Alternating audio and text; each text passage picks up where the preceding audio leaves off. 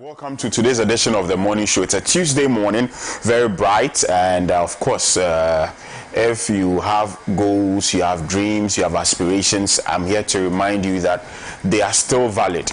This show is live across 46 South African countries via satellites in some parts of Europe and South America. On the internet, join us at www.facebook.com/Pan-African Television. Also, we are live on YouTube at youtube.com/Pan-African Television. Make sure you do what to join us.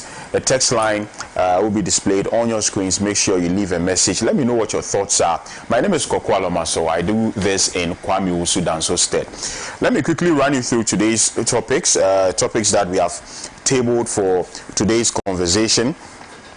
We'll start by going to Cameroon. Their president, Biya, who is a nonenarian. A nonenarian is someone who is 90 plus.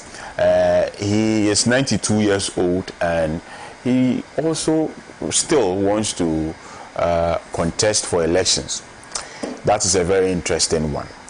Then away from Cameroon, we come back to Ghana. We'll revisit the Ablekuma North rerun, because yesterday the Interior Minister was in an address mentioned that they were going to fish out all the perpetrators of the violence that marred the election in some 19 polling stations in Ablekuma North. Don't sideline me, and this is coming from former President John Kufuor. He is not happy about the fact that his party, the New Patriotic Party, have sidelined him in decision making. He even said that he hasn't reached the stage where he is not aware of himself, of his surrounding, or where you eat and then say that he hasn't eaten. It was, you know, an aphorism, or a proverbial saying. But of course, he's unhappy about the treatment meted out to him in the New Patriotic Party. Then finally, we understand that the Bank of Ghana spent $2.4 billion on forex intervention, and this coming from the International Monetary Fund. It has brought to fore many questions about the cedi's, you know, strength, the gains it has made over the last few months, and what really we should attribute these gains to. Join me as we dissect the issues. I've been joined in the studios by Saka Salia of the New Patriotic Party and Honorable Timothy Awonterim Atabuade of the National Democratic Congress. Good morning, gentlemen. Yeah, good morning. Right. Without further ado, let's get into today's conversation. We go to Cameroon. Biya, he is seeking an 8th presidential term. Very interesting, and says Cameroon's President Biya, who is 92 years old, has announced plans to run for an 8th term in this year's presidential election on October 12. Biya, who is the world's oldest serving head of state, announced post on X on Sunday in both French and English. I am a candidate in the presidential election, he wrote. Rest assured that my determination to serve you matches the urgency of the challenges we face. And this person has been in power for how long? This is his 8th, it will be his 8th term. And he's still talking about the urgency of their challenges. So for 8 terms, I don't know if they do 4 years per term. Also, if we multiply 4 times 7, that should be 28. So for 28 years, he's still been trying to fix the urgency, in quote, of the problems of the Cameroonian. What? 43 years. Oh, I see. Wow. Members of the governing Cameroon's People's Democratic Movement and other supporters have since last year publicly called for Biya to seek another term. But opposition parties and some civil society groups argued his long rule had stifled economic and democratic development. 2 former allies have quit the governing coalition and announced plans to separately run in the election. Sunday's announcement is sure to revive a debate over Biya's fitness for office. He seldom makes public appearances, often delegating responsibilities to the powerful chief of staff of the president's office. And so, in essence, he's become a lame duck president, I mean, for that matter, if I should put it that way. Yeah, I mean, there's this argument about age, which ostensibly people would make. Honorable Awonterim. However, if the person, of course, satisfies the constitutional provisions, and of course the Constitution of Cameroon, I'm sure, does not state that if you are 92 you can't contest the presidency, and he's of sound mind, there's no infirmity of the mind, and his faith as fiddle. Then even if it's 150 years and he wants to contest, as long as there's no there isn't a bus we have here in Ghana where you run for 2 terms and then you are not eligible to contest again, then it means that he can continue to do so. Is that not the case, Honorable? Yeah, let me say good morning to Saka, my brother. It's been a long time we haven't met, and I know you are doing fantastic. And then good morning to our viewers and to your good self. Paul's Biya's case is apparently not different from power-testy some African leaders, but the people resisted them. The people resisted. Where the resistance failed, the people continue to agitate vehemently, asking for their president that have overstayed in power to move out and allow new hands and brains to come in. The Cameroon term for the presidency has no limit anyway. It's a 7-year term. It was originally 2 terms like we had. By 2008, the constitution was amended to make it open and limited. So he has taken advantage of that. But like you put it in your intro, what does he want to do that he couldn't do it in the 43 years that he has been the president? He has been the president for 43 good years. What again? What is in his mind, in his brain, that he could not do it? Is it the 7 years that he wants to run again that will make him do what he cannot do? You see, it is not just the president, but people who are around the president who are benefiting from this kind of, you can call it a constitutional, what we call a dictatorship. If you continue to skew processes and subjugating the other political parties and dissenting opinions to continue to stay in power in perpetuity, what it does happen is that it kind of alienate the people. The people begin to question why it is so. And when you leave power, you can imagine the vacuum that is going to create. You can imagine what is going to happen.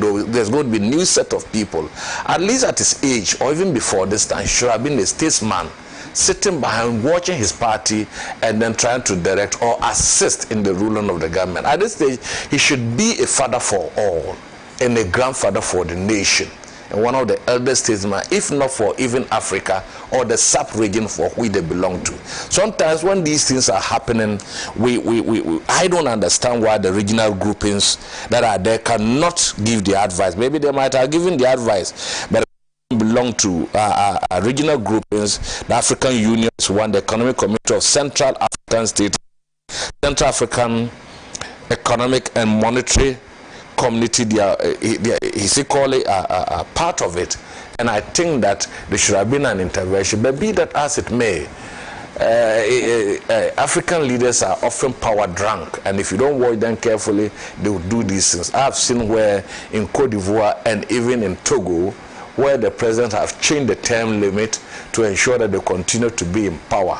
Knowing where you came from, it is absolutely uncalled for a president to continue to do that. And yet, what meaningful development has been brought to the people of Cameroon?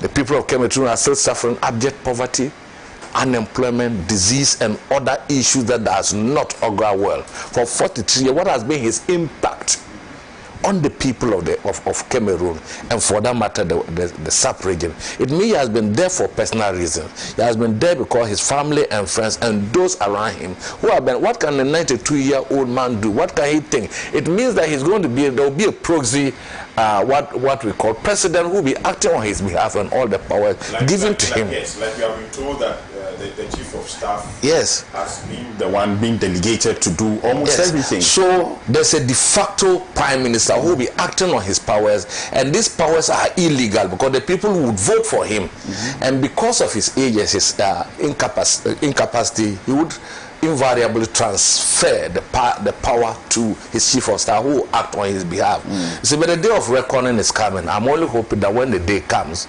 it will not exacerbate the already precarious situation in Cameroon. Security issues are there. Look at how the Boko Haram people invade them from time to time and so on. Look at their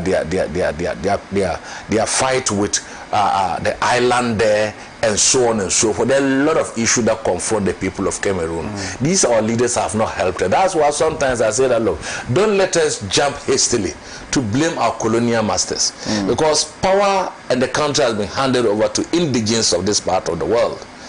But look at the way they sometimes use the power to the detriment of the people, and even dangerously use it to themselves. For instance, I've often said that under Nana Kufuor's regime, Galamsey got to the extent that they've destroyed water bodies, and out of those recklessness, people are dying and so on. People are getting disease.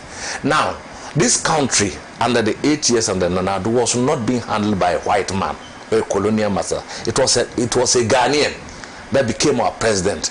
But he destroyed it more than the colonial government and so on. But the colonial government never mined in waters. Colonial government never mined in our forest reserve. In fact, they preserve the forest reserve for us. They preserve the parks and gardens for us. These are legacies of the colonial government. We've come, and this is our own resource. We enter into forest reserve. We are mining.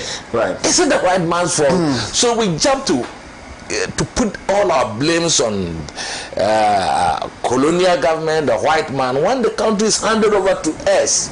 What did we do? Let us be accountable to our people and be responsible to the people who voted into power. But more often than not, we come and just some few people benefit. 43 years, he's going to 50 years if he succeed. In ruling one country, it's not by inheritance, but what sort of voting that goes on in Cameroon.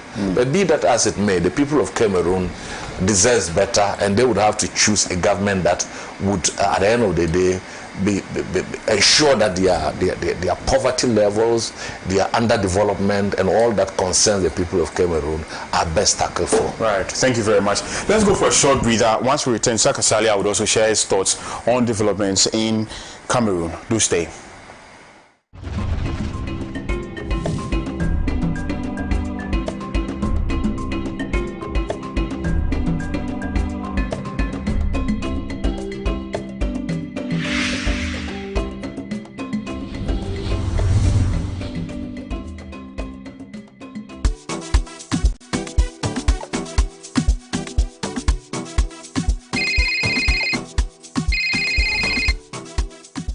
Hello, Madam Bola. How are you and how is Lagos? Kwame, Lagos day. How is Accra? Accra is fine. We can't complain. Are my fabrics on the way? Yes, I hope my money is also on the way. As we speak, my accountant is sent. Money joints. That is a lifesaver. Yeah, Lady D.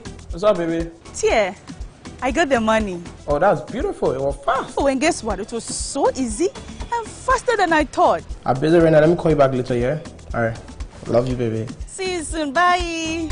From country to country, make seamless transactions across Africa with GCB.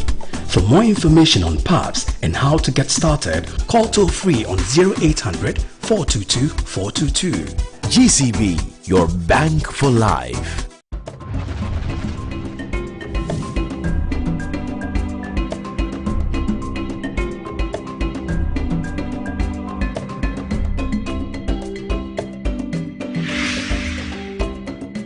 Welcome back. Before that breather, we're having conversations about Cameroon, the fact that 92-year-old Paul Biya, who has been in power for nearly 5 decades, he intends to run in for an 8th term. Questions have arisen about his economic performance over the last few decades, and of course, whether or not he's fit as fiddle and sound to be president. 92-year-old. That's a question. A very valid question if you ask me. But let me take your thoughts of Saka Salia on this one. Saka. Thank you very much. Bless. Good morning to our cherished listeners, viewers. Good morning to my brother Timothy.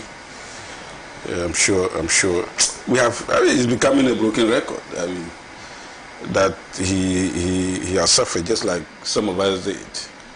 And up to now, nothing, I mean, is still coming out of it. So when I see him like that, I mean, it's like, I just think of myself. But I don't want him to go through what he went through. What some of us went through. So, I mean, your people should do something about it. I think the bane of Africa, seriously, is bad leadership. People who think of themselves, people who assume power with their aim, or you can call it with their ambition of enriching themselves to the detriment of the people. Why am I saying so? Paul Biya might have come to power since in 1982. Maybe for a reason. I mean, but now that reason is so ominous. It's so clear. The reason why he came, he did not come for the people. He came for himself. And why did I even start by saying that? Poor leadership. Poor leadership in the sense that for 43 years, you are unable to even groom somebody to take over from you. That tells you something. A good leader should be able to groom a successor who he can feel so comfortable with, that the legacy that he left behind is somebody after 43 years who is going to take over and even do better. But here we are. And a good leader should also be somebody, like Shakespeare said, who, you know, get down from the stage when the applause is loudest. I mean, we have seen, it is not the amount of time, but the impact that you made in people. You know, the amount of time that you were spending on the presidency, 89 years, 82 years. If he should win the next election, by the time he run over power, he will be 99 years. Almost a century. You know, you know what I mean? Yeah. You are almost 100 years, and you still think that you still have something to offer a new generation. It doesn't make sense. And then you still have people who got him on. I don't even know whether he knows currently, as we are speaking, that he is the president of Cameroon. Is he aware that he is the president? I hear he spends most of his time abroad. Yeah, I mean, 90-something-year-old man. He doesn't know his surroundings. He cannot think of what will happen in the next 1 hour. And then you think that this man will be thinking about the next generation. To him, I'm sure he doesn't even know that he exists now. And then you still have people in Cameroon who are hailing such a person, who are still nursing ambition of you know, pushing him and lauding him onto the people. It's madness. It does not make sense, and it's about time something happened. And especially when he is not a philosopher king. What do I mean by that? He's not, I mean, those who one will say, oh, maybe the wisdom in him nobody else has, and therefore can use it to rule the people. He is not the increments of this world. He is nobody when it comes to, because he's a human being. I have problem with the Cameroonian people. I'm not saying that they should make the country ungovernable. But today, as we are speaking, the selfish ones still want this man to be in charge. Yeah. And I'm sure, like we all agree here, he is not the one, even today, he's not the one in charge. Yeah, people. He can, I mean, at the point where I heard there was speculation that he is dead. Because he was out of the public scene for like 6 weeks. Nobody knows where he was. And all of a sudden he popped out. He popped out and said, oh, I will run again. And some people are jubilating. But I'm happy. I mean, if you go to the northern part of Cameroon, some of his allies have deserted him. And that should have, but because he doesn't know his surroundings, he cannot think of the next 1 minute. He is not aware of the circumstances that he is in. For him, he is thinking that is his birthright. And what is even more worrying, such people, if they say they won't go again, they will go and bring their son. As if it is a family thing, a monarchical rule. But even that one is even better. Those who even think that, oh, let me give it to my son, is even better than one who wants to remain in office forever. There is never an end to his reign. He wants to die as president. And there are people who want to goad him on to die on the throne. It is the behavior of the African. That's the reason why what happened in Cote d'Ivoire, people are condemning it in certain terms. And some people wanted to, rear that same ogle head in Ghana.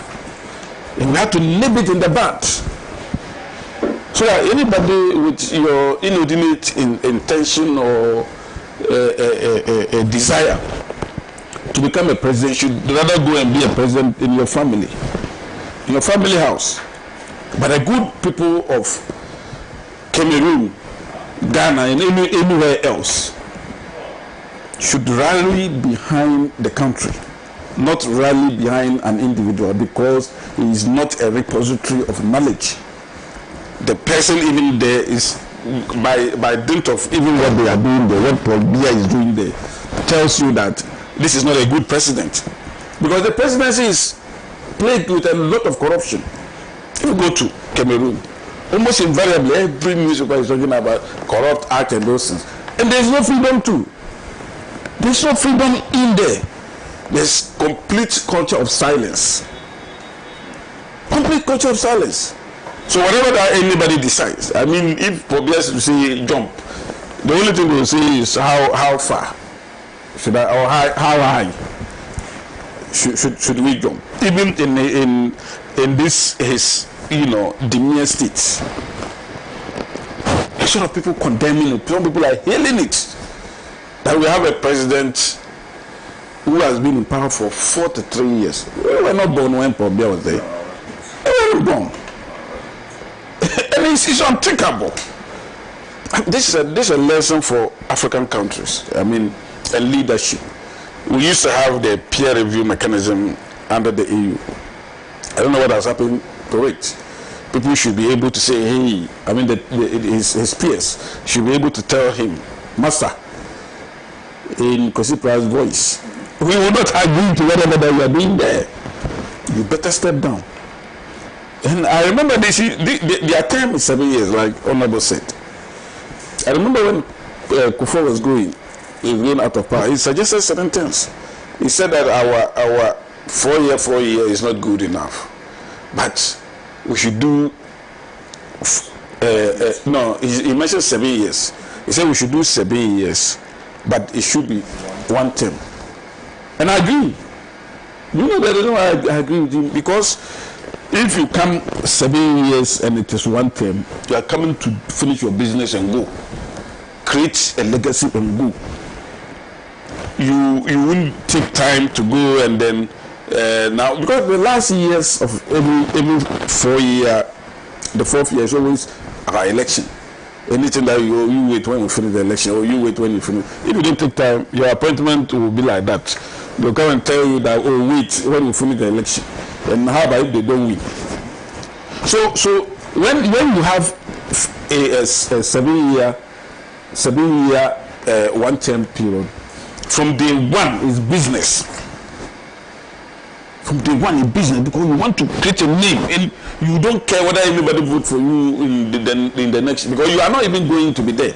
That's the reason why I'm disappointed with what is happening today. That John Mahama cannot put his footprints on certain negative things that happened in the past and say that we are getting a new path. So he's even doing what happened in the past, even worse now. Like what? Like what happened in Ablekuma North? I mean, sacking people. Yeah, I mean, I'm telling you. I mean, you see, these are because of behavior of Biya. That it is not how long you stay in power that you can make the difference. You can use 7 years to make all the difference, and your name will still be, mentioned in glory. But usually of Africa leaders, they are so bereft of leadership to the extent that they think they always postpone their leadership, and we have all manner of sacrifice. The problem really is not the leadership itself, but the sacrifice. People who are surrounding, who surround themselves with the leaders. Oh, do this. Oh, do that. Oh, do this. Don't mind this person. This person said A, B, C, D the other time. Oh, we won't agree. We won't agree. I remember during the 2008 elections when we lost, and then we were going to see President Kufuor. There were some ladies. I mean, they are very popular people. I don't want to mention their names. If we go tell President Kufuor that we should never hand over power, we should never hand over power. I mean, I was just laughing at them. Why, if we lose the election, why are you saying we should go and tell President Kufuor that we should never hand over power? Because imagine such people were very closer to President Kufuor, and he was also so gullible. And then they say that don't hand over power. Then you also say that no, because of A, B, C, D, the election, then there will be chaos in this country, and other things. But this Paul Biya guy, I'm sure he's surrounded with ladies of that nature, and who are telling him that never hand over power until you die. And I'm sure this man is closer to his grave than even thinking about even helping one person to succeed in life. Because he doesn't understand what is happening. He doesn't know that, we are in 2025. I'm not sure he knows. 92-year-old. And then you people will say, some... I mean... Visit the hospitals. No, I mean, that is his rightful place. He should be resting. If you want to even live longer, he should be resting. They should be nursing. He should be in the nursing home. I'm telling you. It's so bizarre, unthinkable. So if he contests and he wins, he has a 7-year period. Yeah, another 7 years. To do what? No, to do what? Do you remember Mugabe? Of which will be 99. Do you remember Mugabe that they had to hold him and even disgracing almost everybody? Yeah. Even Mugabe cried, he was 80-something years. Yeah. Or was he 90, Mugabe, before he died? He was even... I mean, these people are even disgracing Africa. They are disgracing the people of Cameroon and other and all of us. It's so shameful. Let's go ahead. Right, thank you very much, Saka Salia. Away from happenings in Cameroon, let's come back to Ghana. Last Friday, there was a rerun of some 19 polling stations in the Ablekuma North constituency because on 7th December 2024, when we went to the polls, Ablekuma North was undecided. Both the NDC and NPP did not have some of the pink sheets. The Electoral Commission of Ghana did not have some of the pink sheets. So they had to rerun these 19 polling stations. What was supposed to be a normal exercise, and of course I cannot for the life of me understand why a normal voting process would result in violence, but that is what actually happened. A lot of violence marred the Ablekuma North election. The NDC won by a few votes. However, the highlight of that election was the violence that that marred it. I mean, a lot of issues here and there. But the Interior Minister, Honorable Muntaka Mubarak, who is also Member of Parliament for the people of Asawase in the Ashanti region, has come out to tell us that government will fish out the perpetrators of the violence. This was what he said in government's maiden accountability series that was held yesterday at the presidency. Let me read exactly what he said. He said, I have spoken to the Inspector General of Police firmly on all that happenings of Ablekuma North. The videos of the disturbances during the election rerun have been forwarded to him. I have instructed him to act swiftly and bring the perpetrators to book. We are not going to condone whether people within our party or outside our party into going around doing anything untoward.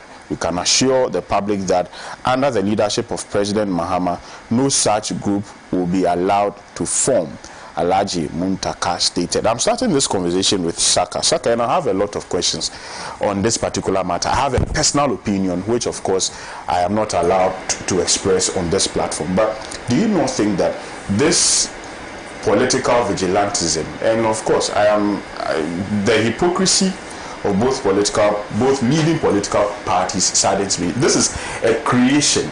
This is something that both political parties, for me, in my opinion, have created.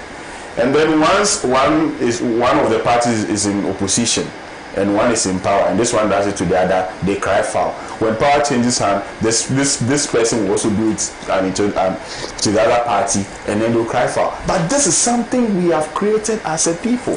Do you not think so? Yeah, I mean, I'll answer you yes or no at the tail end of my submission. But first of all, what the Interior Minister said. You see, this is Interior Minister. He's one of the few people that I admire in the NDC. Why am I saying so? And I aspire to be like him. Apart from the likes of Baumia, that I adore so much, Napu, and then Educhu. These three guys, I like them so much. If you flip to the other side, I love this guy and Haruna Idris. I just want to be very honest with. It's not so often that. Yeah. I mean, I don't normally. I don't praise people by heart. I don't praise people by heart. Because he doesn't do unnecessary politics. You see, Taka doesn't do unnecessary politics. And if you look at the things that he's doing at the Ministry of Interior, and even the interview, I watch the press conference. I mean, you can see genuineness in his face. And I watched his interview when he went to Ablekuma North. He was very calm and collected. And one thing too that is Ghanaians must know is that when it comes to elections are not in the hands of the Interior Ministry. Normally it's in the hands of the police. Even the general elections. I remember the night of the general election, I was with Henry, who was the Interior Minister there. I was with him. Indeed, there were certain things that he would have wished to do, but he didn't have that power because the election security was, in the hands of the IGP. So the things that Muntaka is seeing, I mean, I'll give him the benefit of the doubt based on the trust I have in him, based on what he has done in the past and his truthfulness. But you see, apart from him and the other person that I mentioned, I don't want it to look like I'm campaigning for them. You see the likes of Sam George, the likes of Anabisu, the likes of Omane Buama, and the rest. And about 99% of them, they don't deserve the positions that have been given to them. I'm saying this thing with all honesty. Sam George, for instance, he's my friend, and I mean, him just like the way I've been to programs with him several times. We are friends. But to be honest with you, remember I also was when it happened. Yes. Today, when they play the tape, the video, I think that Sam George should put his hands on his head, in shame. Do you know why? A lot of the things and a lot of his behavior leave much to be desired on that particular day. The things that was coming from his mouth could bring this nation to the brink. You kill somebody in his own house, in his own. Were you hearing it? I hope you heard it. No, I want you to talk. You hear that? I heard it. That you kill somebody in his own house. If somebody had trusted his judgment and the things that he was saying, the tendency for you to also go and kill somebody was there. Because that day when he was saying those things, I thought they had killed the candidate, the NDC candidate, or they have killed somebody there. No, that it was lies.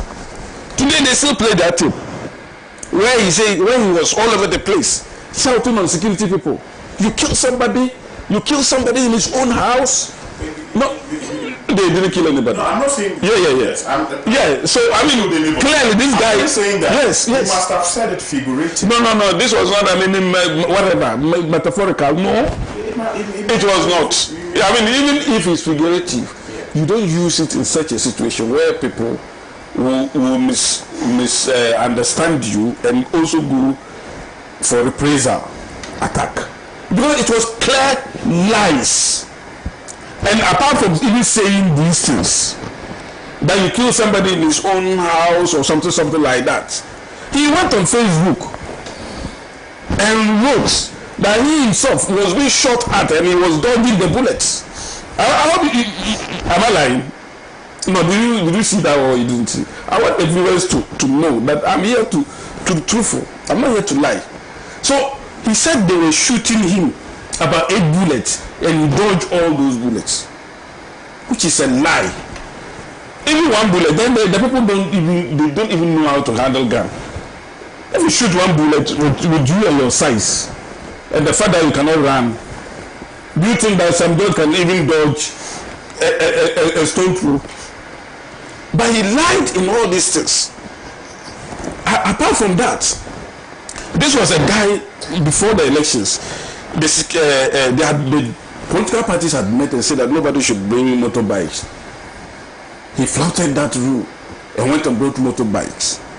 And went and brought people with motorbikes and all those things.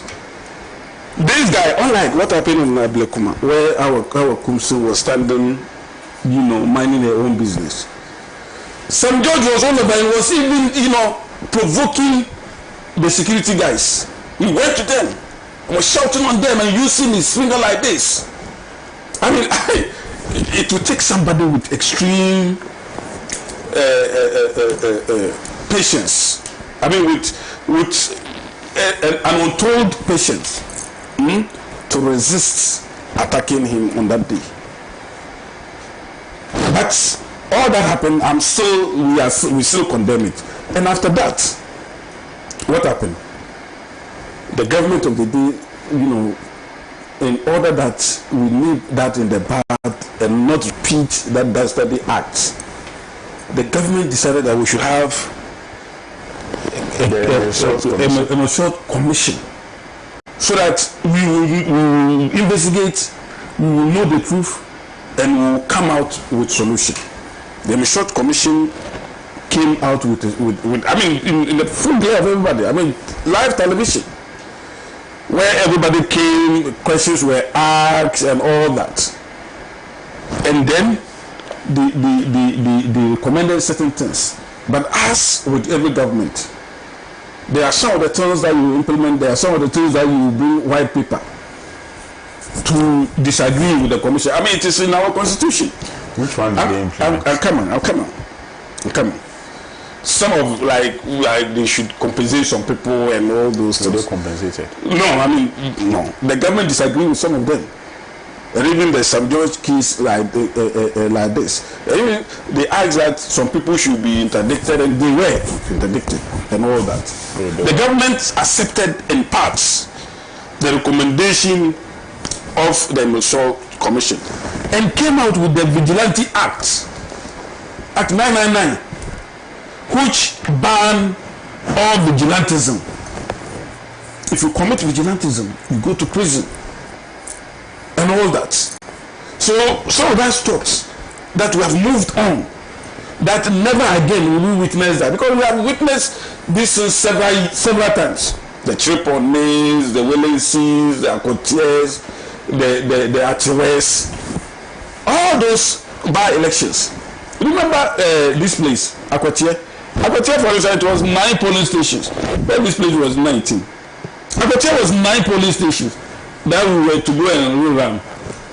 But it came in each week, a lot of brutalities and all that.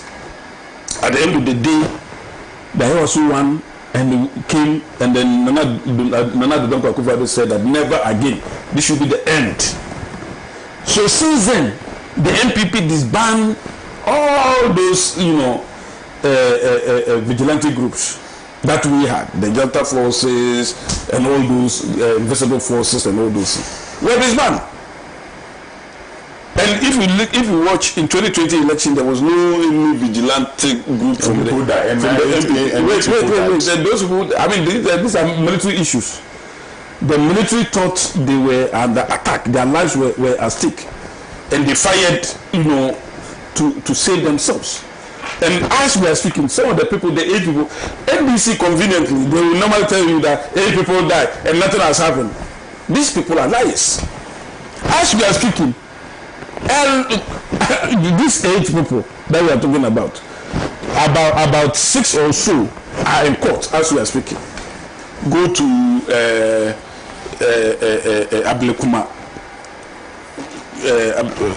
Ablekuma. Yes. Abosokai area. Go to a lot of, even including Tachima South. The people who perpetrated some of these things, even though they are giving us justification for what happened. Remember that day, I said in Ketia and Sami Jemfi did a press conference and asked the people in Tachima South to go to the police station, the coalition centers. The people were there in their masses. Whatever that the police or the military people said, go back, they said they won't go back. They were coming in their numbers in ferocious manner to attack the military, and then the military in their defense or whatever that they are talking about fired to disperse the people. 3 or 4 days ago, it's something that we should all condemn in no certain term. It was premeditated. The LBC orchestrated it. When you say that the 2 political parties and all those things, in the past, maybe you can say the 2 political parties, but this one clearly, you don't see MPP do anything there. I've seen people from the MPP side. They do what? Get involved. What did they do? They got involved in it. What did they do? Don't say they got involved. What did they do apart from using? Because they heard what the NDC did, and the people called for them to come for their defense. They didn't even beat anybody. But I stated my point that once you are in opposition, the ruling administration does it to you. Once you are in government, you do it to the ruling. That has been the stock in trade of both political parties. And that's my point. I was always working, for instance. It was not even the MPP vigilantes that perpetrated whatever. These were the security forces, even though some empowered by who? No, I agree. Yes, but in Ablekuma, it was clearly tax that were allowed. How on earth would you, with all that happening in the general election in Ablekuma, why didn't the electoral commission have their patience? It was because these same hoodlums went and bent the electoral materials that was stored in the school, in that same school. Who bent them? This same tax, this same hoodlums. What evidence have you to show? I must have we know. Why? The NPP had won the elections. Clearly, no. You see, forget about what somebody said. We also had won the elections. They were convinced. No. They were not convinced, because let me tell you, even before we went to the election, which political party was leading? The NPP. Before this rerun, we're leading by 48 votes. Is it not? But there were please. 19 police stations whose numbers could have changed. you were leading. This is the reason why we are marking time. How are we marking time? Where you are making wherever the truth. I'm telling you. I am saying the fact that you were leading. The fact that you were leading with 19 places remaining does not mean that you are the one. No, listen to me. Listen to me. I'm listening. If you even ask the NDC in their wildest dream that they will ever win Ablekuma North, they will not believe it. They will just say that. Was it in their wildest dream that they won? Listen. I mean, I'm telling you something. I'm giving you Ablekuma. You are going somewhere. Well, right. So they will never believe you. But you see, every time they came close or they perform creditably, they think that it should result in winning. Anytime they do well in an election where they narrow the gap to some extent, they think that no, we have won, because why would they beat us with some few votes? That is their thinking, and in almost all the places that came very close, the NDC perpetrated violence. All the NPP places that came close, the NDC perpetrated violence, and it is usual of them, because your mama himself said that they are the most violent political tradition in Ghana's history. He said that when it comes to violence, nobody can beat them to it. He said so. And therefore, we are not challenging them when it comes to violence. We are a political party that believe in democracy, that we believe in rule of law. We believe in, a competition. So people who engage in vigilantism, violence, are people who do not even have anything to offer the people, because they think that with that violence the people would not look into their direction, and that's exactly what they are doing. But in all these things, I will just see we still have some by-elections to be done in Akotia. And do you think with hindsight, with what the NDC did in Ablekuma, the NPP would go to Akotia with our hands between our loins, or we go there and stand and ask us? So you bring that and watch them. So you bring that. And the reaction would in the end go and violate the Act 999 that was enacted after the Ayawaso West Wogon by-election. And that will not be good for all of us. It will mean that it's now counterproductive, because we have not learned over the years, and it is because of what the NDC is doing. That is the reason why somebody said some time ago that the NDC is a danger to our democracy. It is true, because look at what has happened. Say the deputy. So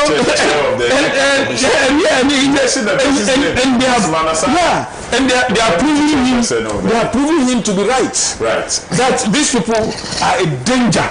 This current government, led by John Dramani Mahama, who some of us thought that at least right now he will behave like a statesman, because in the next 3 years. But you see, you will be doing. There's something very interesting. I want to there's something very interesting. How Akumsin went to the police station with pepper spray. What was she expecting? Listen. So it means that she expected that to have happened. No. Listen. Did she go there and start spraying people? But why did she? No. Why did she have it? Oh, please. Do you know? Is it based on? Listen. Is it based on? But did she spray somebody? Yes, she did. You didn't see the video. Please play the video. She was spraying people who were standing. She sprayed somebody who was approaching. She had a spray on there. So the intention. As I'm speaking here. No. Listen. Wait. What is listen. What motivated that? That even told him that she should have used gun. Oh, I see. Yeah. From what from what has happened to her, do you think that next time she's going to such unfriendly environment where she knows that NDC hoodlums will come there, do you think that she will just put biscuits in her pocket? Or from what has happened, or from what happened in their constituency in the 2020. What happened in the constituency? You don't know. No, what happened? You say you don't know. You don't know that. You don't know that people died in Cameroon. So she killed them. Upon her honest. Can you imagine that? Can you imagine? I've been hearing these lies all over. Lies? No. Saka, you call that? No. I've been hearing this as if our Kumsin is a devil incarnate. She go around. This woman has pepper spray on her. Oh, listen. I'm coming. But that's pepper spray. I'm coming. Nobody attacked him. No. Kennedy Japan, nobody attacked him. I'm not justifying the attack. You are justifying the attack. So if you don't, no, listen. Do you know? No. Do you know what were? Do you know what were in people's packets on that day? If you have the police people who should be defending or protecting the people, if you hear that the police cry, they are not even holding their what do you call it, that stick that they normally hold. They are not even holding it. They don't even hold tire. They don't hold anything. They are just there with their bare hands. If you are going to such place and you have a gun, will you put in your pocket? That brings to light the earlier this one I made, that we have created a political system of political vigilantism, where both political parties, the NDC, so how is a vigilante? Of course, no. I cannot find a better word to describe it. I'll do a few messages. Do you know that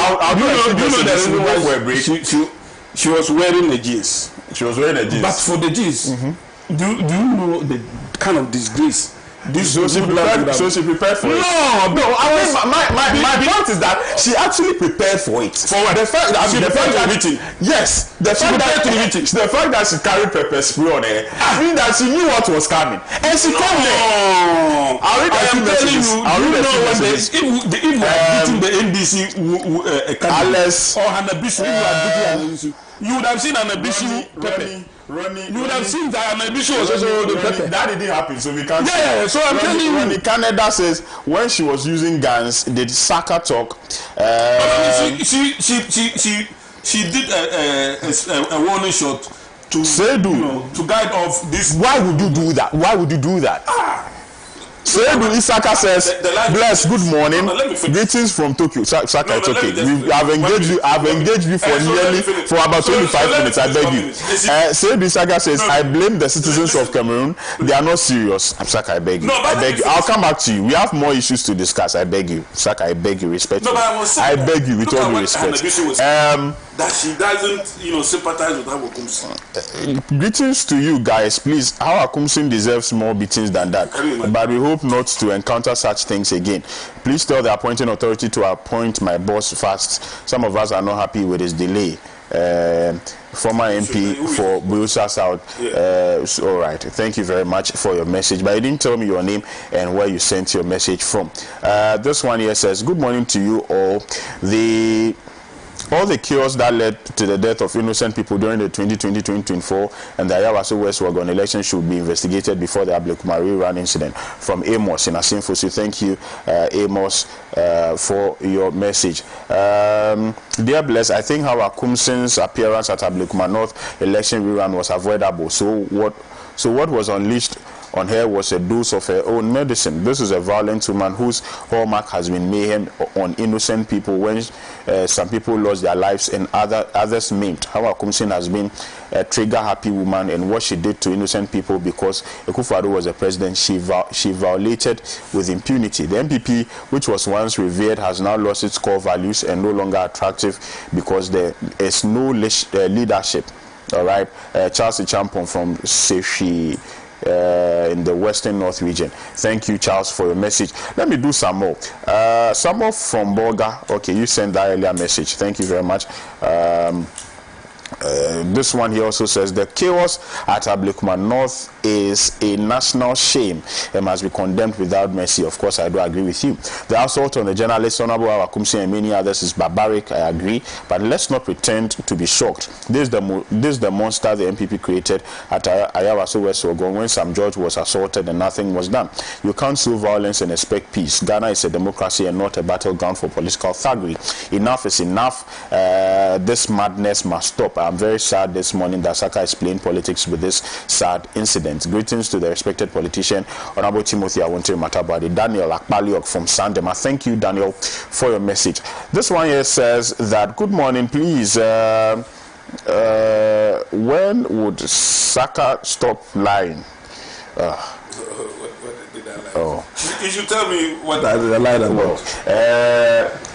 This one here says, my name is Kwablavi of Pokwasi, Benghazi. Withdrawal of military protection for civilians is a good initiative because the public is scared of the military. So government should use other security agents to protect the civilians. The way we use our military anyhow is not good. It is making the military lose their respect. Okay, let's go for a short break. Once we return, Honorable Timothy would also give or share his 2 cents on happenings or things that happened at Ablekuma North. Do stay.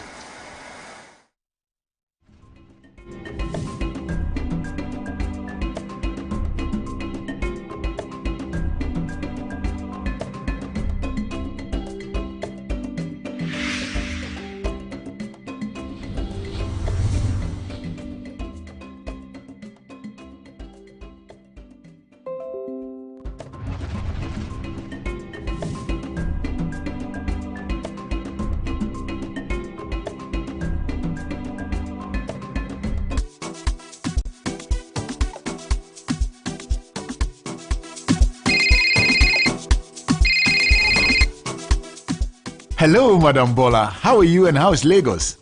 Cromie, Lagos day oh. How is Accra? Accra is fine. We can't complain. Are my fabrics on the way? Yes, I hope my money is also on the way. As we speak, my accountant is sending money to you and others at GCB. Money don't enter.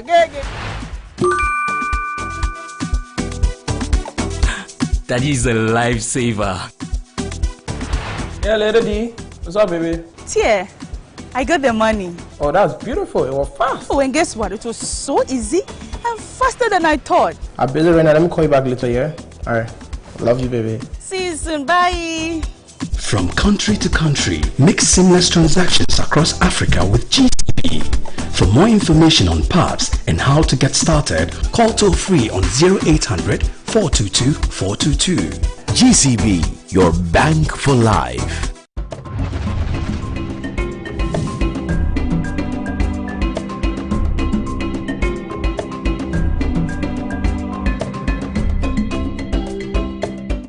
The conversation is getting very exciting. We are still talking about the Ablekuma North rerun of some 19 polling stations and the violence that erupted where some people were brutalized. I'm going to engage Honorable Timothy Awontere Matabwade on this matter.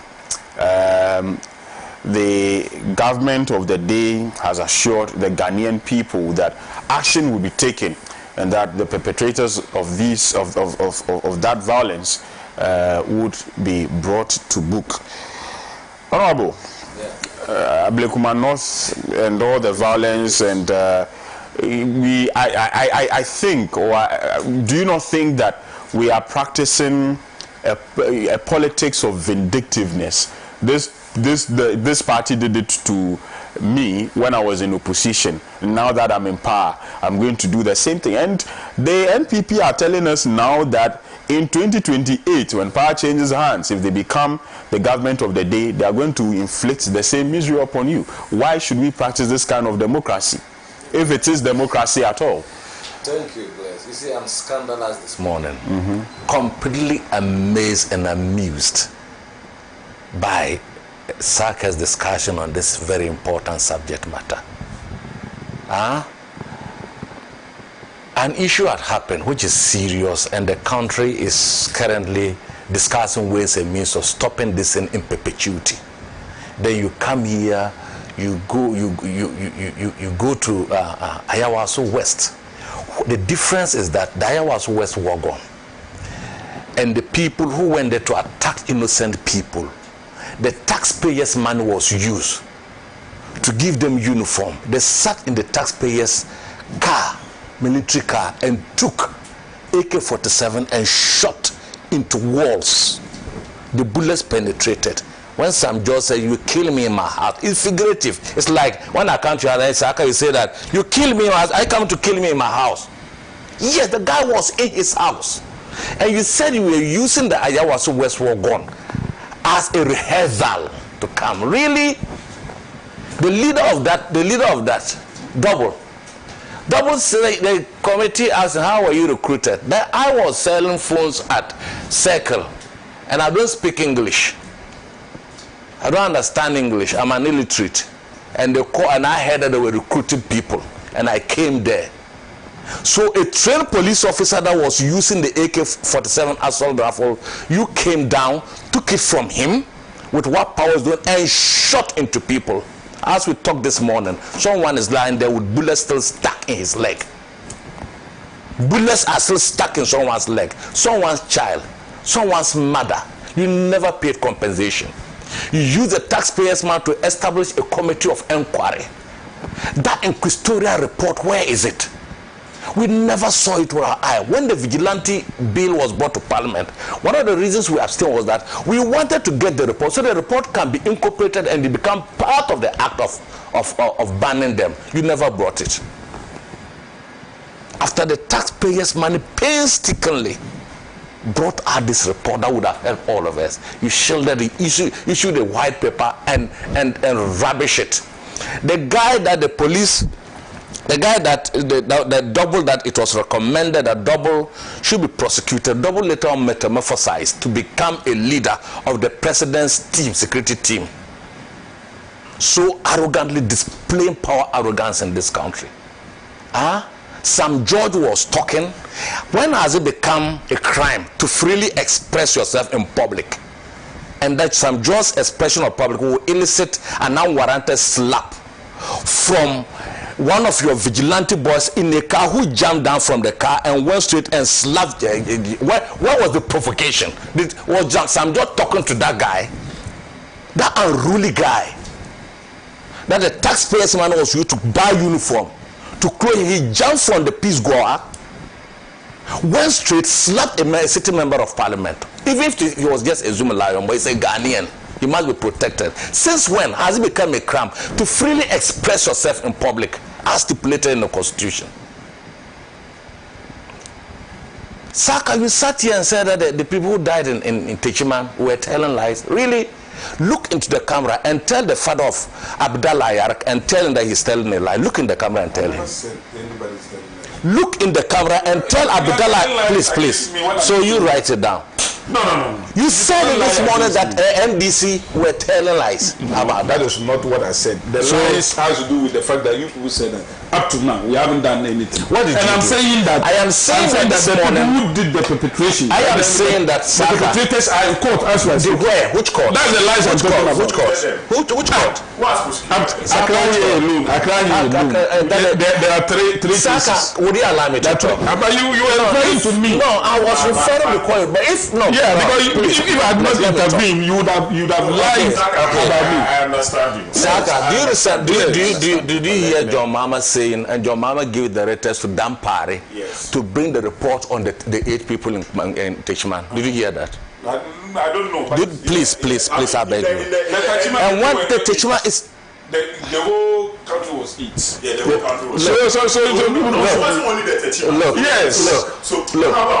Look. The president said he wanted the president. So if they were being prosecuted, why would the president demand a report on the subject matter? Even currently, he has even asked that they should fast track the report on those killings. Is that not it? Including the 2024 election killing. Is that not what the president has said? So, Saka, if they were being prosecuted, the president cannot again demand a fast track of the investigation. I don't want to interrupt you, but the facts are there. Abdallah Yarak, 18-year-old boy from my constituency, died. You shot him and killed him. The father is in Techima watching you. Look in the camera and say it's a lie. Abdallah Yarak, 18-year-old boy. A Bursa boy, a young man, 18 years, you shot him and killed him for someone to become an MP or a president. Then when these things come, you don't even have that temerity, to show humility and respect to a grieving family, to tell them that you are sorry for what your regime brought to the people of this country. You still, there's no compensation. You have not even gone there. The president at the time, President Kufuor, never stepped there to even empathize with the people who died. Yet the president at the time could go to the US, bring George Floyd funeral to do it with the taxpayers' money at the presidency. Yet people who died before you became a president, you never did that to them. You could go to the US, pick someone you have never seen in life, brought them, and people were weeping at the Flagstaff House, and you were using the taxpayers' money and mourning them. Yet your people who voted for it because you never had that thing to do. Is that what you want us to regurgitate this morning? Oh, so you said no comments on the matter. He didn't. No, did he? Let's show us. You talk. No. Show me. So you be talking. Show me. Show me. No, I want you to show me. If you show me, I'll say it. I will show it. No, I've never at any time. What the people of Techiwa to sympathize with them? His allow him. You just show me. Allow him. Allow him. You think we have caricatures in this country? We don't know anything. He has a spokesperson called Eugene. Should I go into Eugene? The Eugene who use the taxpayers' money to acquire private properties.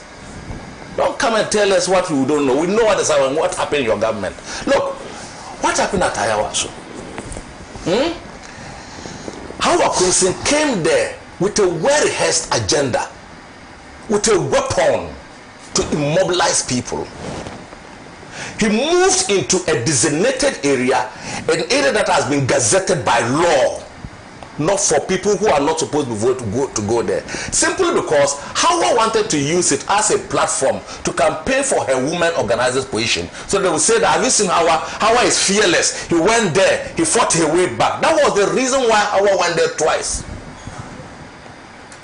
Hawa Kunsin went there. This is a woman with history of violence who admitted that he shot people. This is a woman by her action. Someone died in Kaswa. People, bullets are still stuck in people's eyes. The police investigating Hawa at the time was mysteriously transferred. The report is still hanging. And I believe that our government must go back to the history of what happened at Kaswa to investigate Hawa and bring her to book. You cannot, because you want to become a women's organizer, come and then create chaos there by your appearances there, so that your people, your full soldier will look at you to be a brave woman and vote for you. That was her real intention of going there. Look at the way he sprayed the pepper spray. What led to that?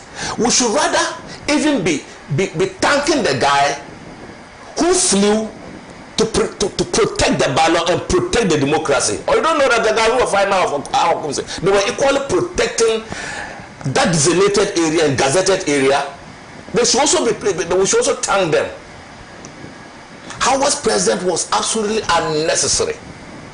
She came to provoke the people, and he did succeed, and he got what he wanted. A lot of the MPP people were there. No one attacked them. Why Hawa? You mentioned some of them this morning.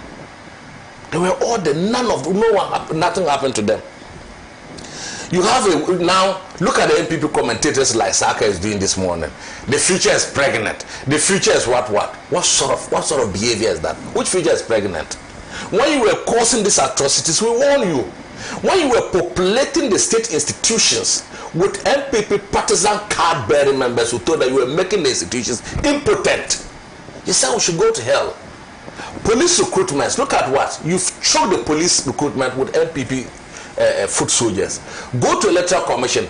There are MPP card-bearing members that you choke the institutions, turning them into partisan institutions. Today you want to blame the police when you made them impotent, not to be able to act and so on. Now you see, whatever happened at that station. Yesterday I said so. Let me repeat it on this platform. You see, when you have a political government, a political party that comes into power, that do not have a real policy to help the people of this country, but came with their hidden political agenda, to ensure that the other political parties stay in position of opposition. You know what they did? You know the SAL issue, Saka. The SAL issue Yesterday I said it. Today NDC has got 184, making us the absolute majority. The real majority, the constituency that made NDC the two-thirds majority is not Ablekuma. It is SAL. It is not Ablekuma that made NDC the absolute majority, but the constitution they created at SAL is the one that gave us 184. It's not Ablekuma. Reason: because of greed, because of gerrymandering, they made sure that they divided that. It compelled them to create an additional constituency, and that additional constituency made it 276 instead of 275. Subtract Ablekuma and won't have gotten absolute majority. Subtract SAL and won't get absolute majority. So you saw that they wanted to do something against NDC. It turned round to help us get 184, making us the absolute majority by what they created, by banning the people of SAL from voting and choosing, because they were part of Oho, is that not it? So they created it. So the real 184 came from SAL and not that.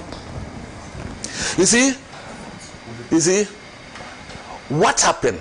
It's a sad day. We do not want to be part of a system that a small political election or rerun will lead to this. But Howard Kumsin must be blamed for what happened. Absolutely. Those boys were there before Howard came. They never attacked Howard. They never attacked her. She went and came back. Other people were there. How come that he was the only one that they targeted? What goes around comes around. And from today going, I trust the Minister for Interior, like himself said this morning. And before that time, our General Secretary Fifi Kwete had come out to condemn the violence that happened. Our Vice President has come out to condemn the violence that happened. But the NPP has no business condemning any violence because they are the creation of this system.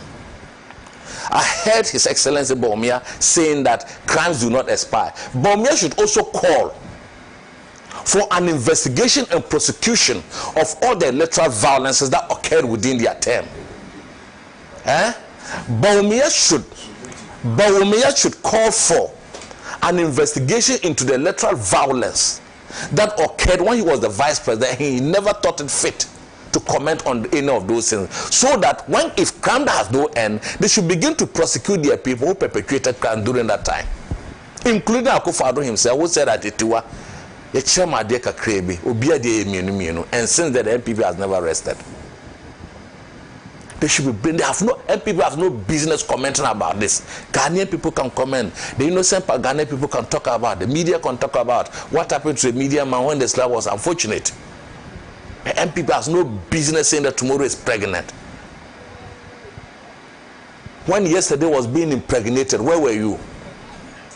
When yesterday was being impregnated, where were you? By you people.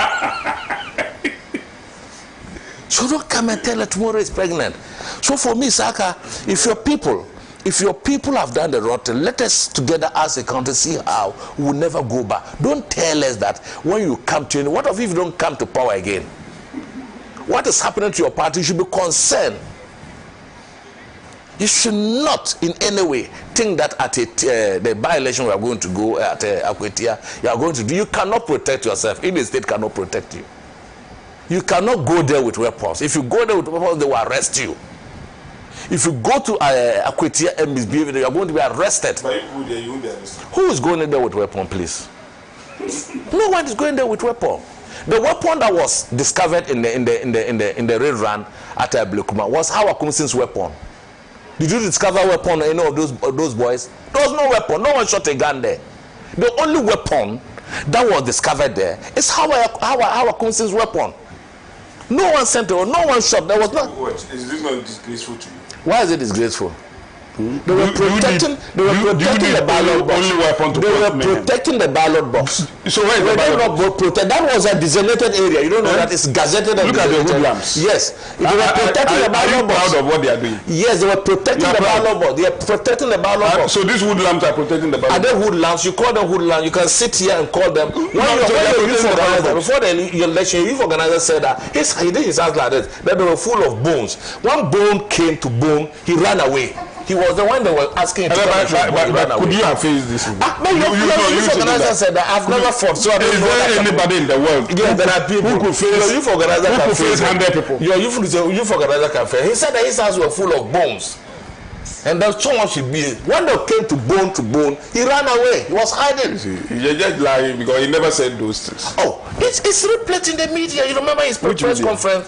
You remember his so let me go. You are saying it in the media. Somebody will hear it and say, oh, he heard it in the media. Let me go. If you look forgetting that he heard it from your mouth, not the media. No, please. Bless. Look at when John Mahama won power. Even his inaugural speech was reconciliatory. The way he even described President Kufuor, all of us were surprised. The kind words, the way he talked about their days when they were in power. And it even brought this guy, what is his name? The former Prime Minister, what is his name? Gabriel Chirdaku, to comment that Trump should learn from John Mahama. There's difference between you understand? Please, please. I will show you where it is. I will show you. John Mahama's. Please. But John Mahama will not condone indiscipline. He condoned it. He has not condoned it. Is he not the one? I'm talking. When you were talking, I sat here. I'll set you. No, but your mama never. No. Let me tell Saka. When you were talking, I was here. Bless. Stop him because when he was talking, I never uttered a word. So John Mama did that. John Mama went to Koku and still went to his house. When John Mama organized that conference in the International Conference Center, John Mama waited for him at the gate and he held his hands and they entered there, showing reconciliation. When you people came to power, you tried to destroy John Mahama through all means, lies and so on. Look at what he did. But when he took over power, he showed that he was a statesman. It's for him to be repaid this way.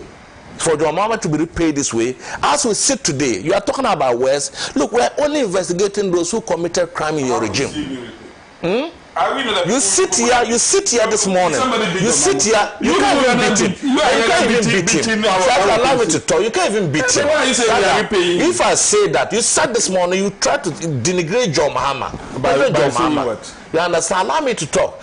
And when you came to power, we are only investigating those who have stolen from this country. So if John Mahama showed love words and kind words to the former president Kufuor, and later on investigation showed that he's culpable, John Mahama will not put his hands there. He will allow the law to take his course. You did everything to destroy President John Mahama, but God took him out of this. So for me, what happened there was a well-orchestrated, rehearsed agenda by Howard Kumsin, because Howard Kumsin wants to be a women's organizer. He wants to be seen at that area to be showing bravado, to be showing, and the food soldiers will say, you see, Howard Kumsin is brave, let's vote for her as a women's organizer. But it went wrong. There was no provocation for you to spray pepper spray.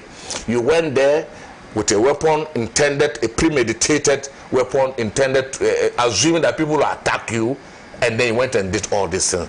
So for me, in as much as we empathize with the situation, we are calling for calm. The Minister for Interior, the Minister for Interior has given his word, and they will follow through to investigate the people and ensure that where it demands punishment, they will be punished in accordance with the laws of this country.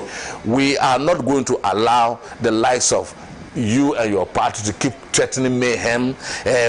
Tomorrow is pregnant. When they were impregnated yesterday, where were you people? So for me, I think this is the matter. It's in the hands of the Vice President has also spoken, our General Secretary has spoken. We are full content. You people, when it happened, even Biya never even talked. When people were shot, you understand? So for me, as much as I do about nothing. He said we won't forget. It was his party at the receipt. But he never said that we will forget. The former president said in his Which former president? Yes. No, get the background well. When I said, he said Nanado never commented. I said Nanado never went there to empathize. Oh, now went there. No, I said it. Saka said it. No, yeah. So you said, no. So you listen. So this is what the president said. He said, I condemn you. The video is there. Let them play the video. I condemn you no uncertain terms. So condemn you no uncertain terms. Is it no commiseration? Look at the isolated. Look at the language. No uncertain terms. The isolated incidents of post-electoral violence. Look at this insulting language. That led to a few regrettable. We should not even read this. Did you comment or not? This is a half-hearted. Listen, you have changed. You have changed the goalpost now. We must work to avoid. We commiserated on such events. No, Saka, this is not commiseration. No, so this is what. This is not. If you lose a lab one, if you lose a and I come to tell you that, that was the language. So now you are talking about a few. Of course. By commemorating. A few. When your mama even said that. Without even acknowledging the families of the bereaved. No, you acknowledge. Where? Read further. You asked me I've read. Now, listen, I condemn you know certain terms. The isolated incidents of post-electoral violence in the and Techima. That led to a few regrettable deaths. May their souls rest in peace. We must work to avoid the repetition of such events in the future. Yes. President Kufuor stated in the video. That's all. That's all. Read it. Read what you have. So read what you have. So what did you say? You never commiserated. Former President Mohammed's claim that, listen, this is according to Eugene Ayin. Former President Mohammed's claim that President Nana Addo Dankwa Akufo-Addo has not uttered even a word of sympathy to the bereaved families. Why did he utter words of sympathy to the bereaved family? Oh, really, I'm coming. I condemn in no uncertain terms the isolated incidents of post-electoral violence in Ododio and Techima. That led to few regrettable deaths. Yes. May their souls rest in peace. That's all. So why did you utter words of this one to the families? So is it not? We must work to avoid the repetition of such events in the future. That's all. And that was the first and the last time he ever said anything about it. And that was the first and last time. And nothing has been done about it to this day. Go to the see. That's just by the way. That's just by the way. As I'm speaking to you. That is just by the way. Even if you Google it, none of the media houses, none of the media houses found it relevant to put aside. Check. None of the media houses found it relevant to take the president's words because this is not even commiserating. This is not commiserating enough. Saka, you know, this is not commiserating enough. Saka, if you had lost a loved one, and the president comes to tell you this thing, will you be happy? Tell me that. Will you be happy? We have a few regrettable deaths. If you lose a son and I a few. Don't use that one. No, if you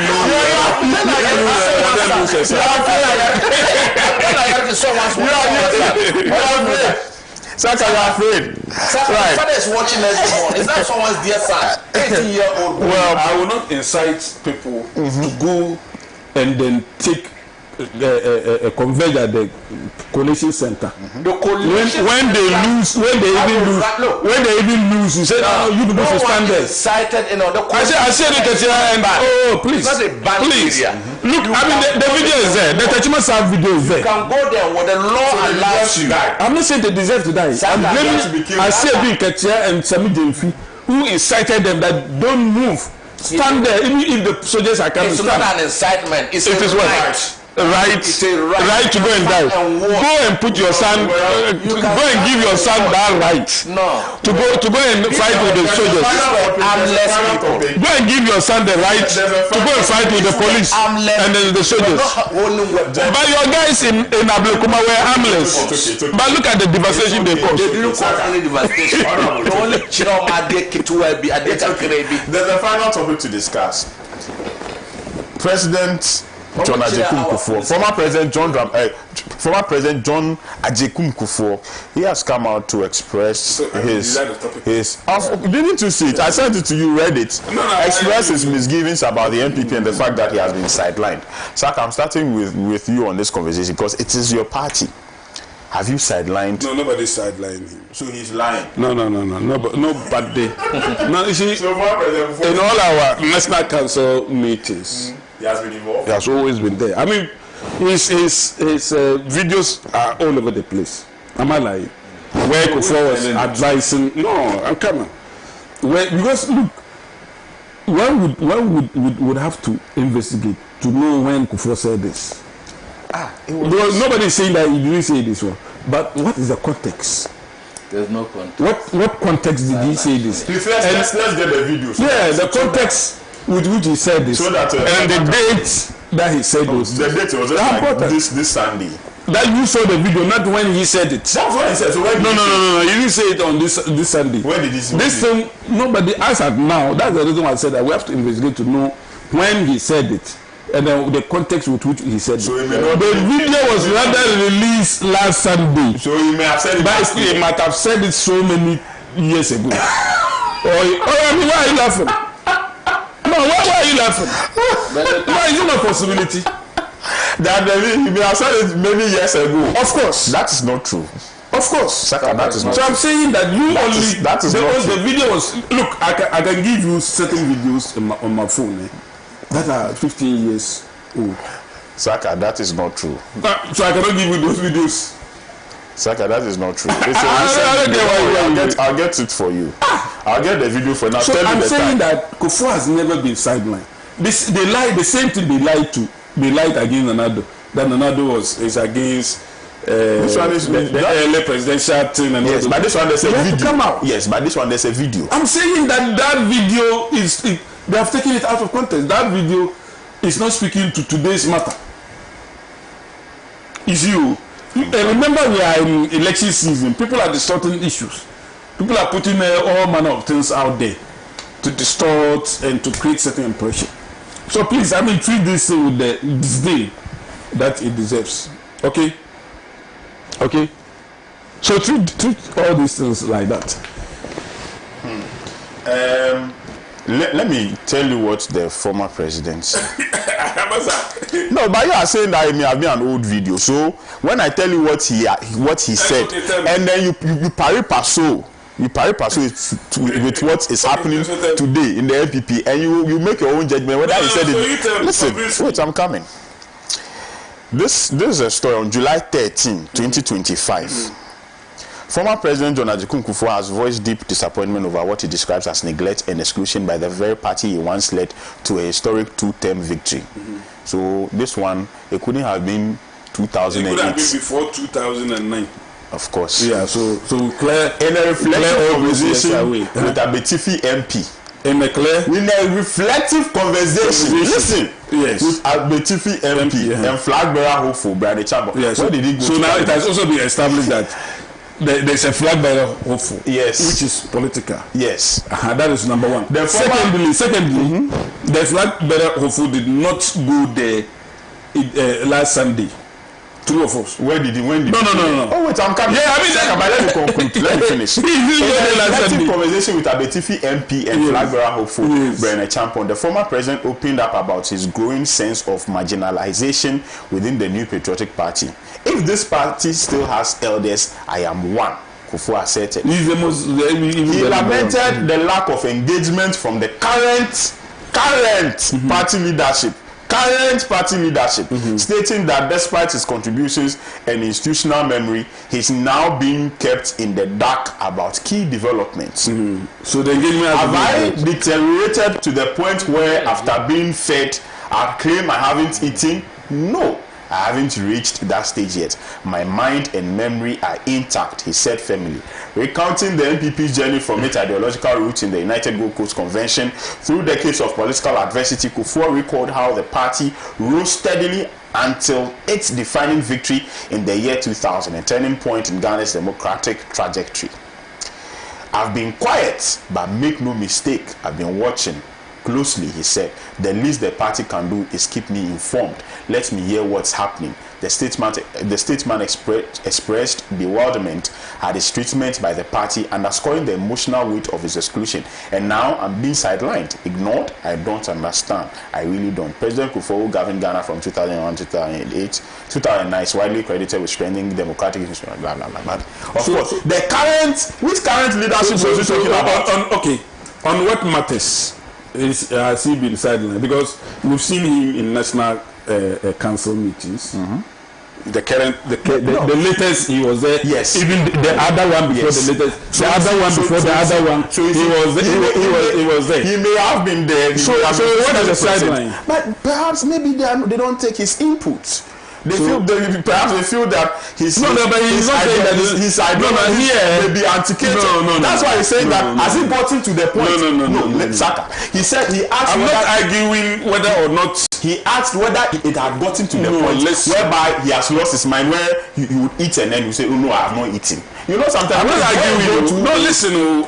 I don't get what you're saying. I don't get where you're. Why are you crying more than the bereaved? Trying so vainly, to explain your point. So you are the bereaved. I'm saying that he has always been consulted. Yes. Maybe he's talking about something else that I don't know. But the real issue, because there's nothing that goes without the consultation or even the discussion and the decision of National Council. And he is a prominent member of National Council. So I don't get it. Maybe he has been taken out of context by people who want to become president and therefore want to, steal some, section of Kufuor's supporters. But me, I don't even see this thing as important, because Kufuor is our foremost #1 person in the party. Because he's even senior to Nana Kufuor, and therefore his word is very, very important. That is the reason why almost every contestant goes to him first before even Nana Kufuor. So when they go there, the Kufuor tell them his mind. I mean, this is a person who speaks his mind and all those things. And therefore, everybody has his misgiving about things that are happening in the party. And therefore, if he gives his misgiving about certain things, lack of consultation on certain things that he ought to be consulted, I don't begrudge him for that. But this should not be like he has been sidelined, nobody cares about him, nobody takes his word. His word is #1. He is the most revered MPP person in this country today. So it is not true that he has been sidelined. And by the way, to make this clear, Saka and I were talking about the fact that so-called the media. Did you accuse the media of lying against Kufuor, that he had actually called for the postponement of the? I didn't say the media. I said people put in the media. Who are the people? Creating impression. Who are the people? Name the person. Say it is the first national vice chairman of the MPP, and he faced. I don't even know the origin. I don't know the origin. I am telling you, of the first national information. It is the first national. I don't know the origin. And whoever put it, I don't care. It is the first. So why are you talking like that? No, so why you say it is? Yeah, some other by your own people. Yeah, your first national vice chairman is that one said it. Yes, that he had received a telephone call from a Kufuor asking him to postpone it, and of course that was what to postpone your. Clearly, is it even rational for Kufuor to call first vice and say postpone what? Well, so I'm just. You see the National Council. It's the first vice the National Council. So what's the chairman Mute? Yes, so he's the one I'm talking about. So he should postpone it. No, he said the Kufuor. He according to me, Kufuor. No, I mean, don't like then. So that I don't think that he will do that. Well, you don't think? Because I still don't know the source of that misinformation. I am telling you that Kufuor is against. I am telling you. If Kufuor is against it, then so what? You can be against, and then the National Council will not be against. So the National Council is the second highest decision-making body of the party. Right. Thank you very much. It's not about individuals. Briefly, Honorable, I want to between Saka and Kufuor. If I were to believe who is honest, I think Kufuor is honest than Saka. I agree. He's the most honest. Yeah, I know he's more honest than me. Kufuor's word I will challenge that he's being sidelined and not from Saka. Sidelining, who wants to take it out of context, and what benefit are you going to get from that contextual taking the issue out of it? Saka, you see, I am also surprised that Kufuor said he's being silent. I don't know when he woke up to realize that he's been silent all along. Since the day it was alleged that Kufuor declared his support for Alan Chirementen at their Congress in Legon, it has been like that up to today.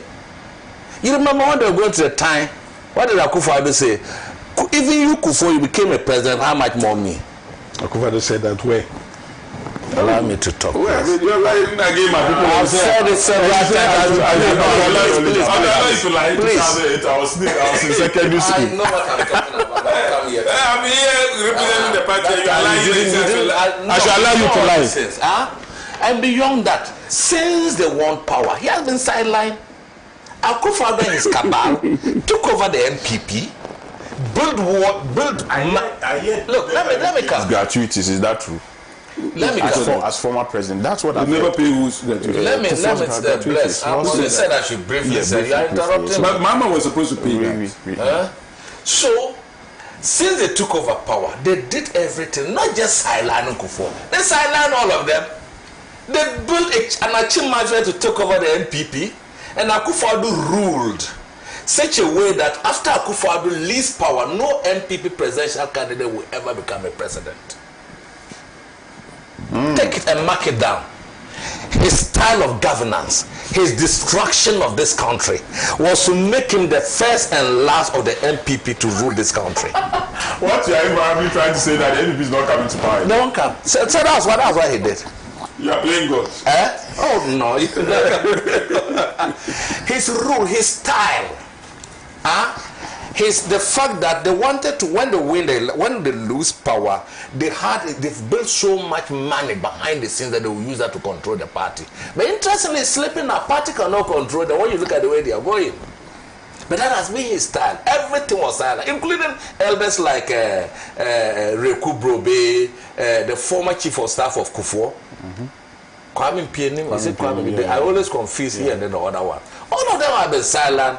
There was a clear rehearsed agenda to remove Afoko. Those who were akin to Kufuor, they remove Afoko. They remove all those people in the line just to build an Achim type of MPP that they will now be kowtowing before they want anything to be. Even though they are not in, they will stay behind and use money to control the affairs for the MPP. That is what is playing out today. Today, look, Saka, take this from me. Those days, you used to tell us that Kufuor was supporting Dr. Bawumia, and that, but he himself will come out and tell us that John Mahama said Dr. Bawumia will not come. So they marshal every state resources for Bawumia to win elections. And I said this, and I've said it, that if Bawumia had been allowed to go all out with his own campaign team and even got 20% of those votes, that would have determined Bawumia's real capacity and status in the NPP. That convoluted support that they gave into him, you cannot know his real support now. He would have to work extra hard to be able to maintain his grounds on this. And then you cannot put a flag bearer in front of you to contest. I put Saka to contest. Then behind the scenes, every activity of man is destroying Saka to win the seat, and so on. So for Kufuor being silent, we all know it. It is only that it is coming too late. Since when has Kufuor advised them to take, and they've taken? No, but Kufuor was not talking about Nonado. No. He's talking about party leadership. No, please. You mentioned it. Please, I know what I'm talking about. Yeah, so why are you extending it to Nonado? Party leadership. Who was controlling the party leadership? Oh, look at this. Who removed Afoko and Co to control the party? Who brought the Freddie Blay to take over from Afoko in order to control them and so on? Saka grow beyond this. We know this. Mind even the general secretary. Nonado was supporting your board. He didn't put. So for me, it is not about he didn't talk. If Kufuor doesn't want to mention Akufuor's name, I will mention his name. That's the real source. That's the real source. That's the real source of the discontent. That's the real source of the. That's the real source is coming from Akufuor. You understand? So where it is now, they always say, yesterday I saw that they went to, I think, Aliza Hotel area to meet for this, the way forward for their party. That's culminated in the Saturday Congress or the conference that they are going to have. We wish them well, but whatever Kufuor said, I trust Kufuor than Saka. Because I know Kufuor, if he had not been sidelined, he would not say that I have not been sidelined. He won't tell lies for anything. And you better rise up to your fears. But you people are in real danger. Thank you very much. Hearty good morning to Mr. Stephen Ben, who sends his greetings to Saka Sala. Yeah, he said yes. He's your father. Yes. It's not your brother. Mr. Yes. It's not your brother. It's your father. Thank you so much to our cherished viewers across the globe as well for your time. Those of you watched on YouTube, those of you watched on Facebook, thank you so much. And thank you, Honorable Awontoyin. Thank you, Saka Salia. Our time is up. We need to go. I'll see you tomorrow. Until then, nice day. Bye-bye.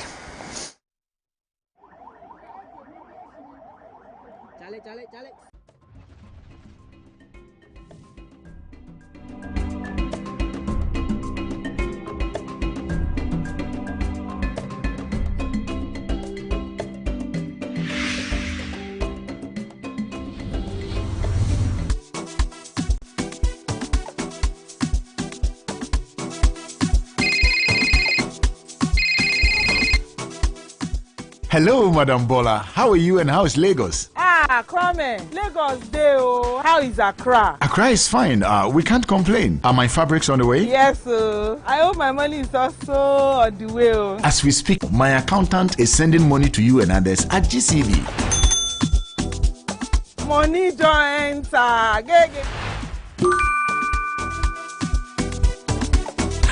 That is a lifesaver. Yeah, Lady D.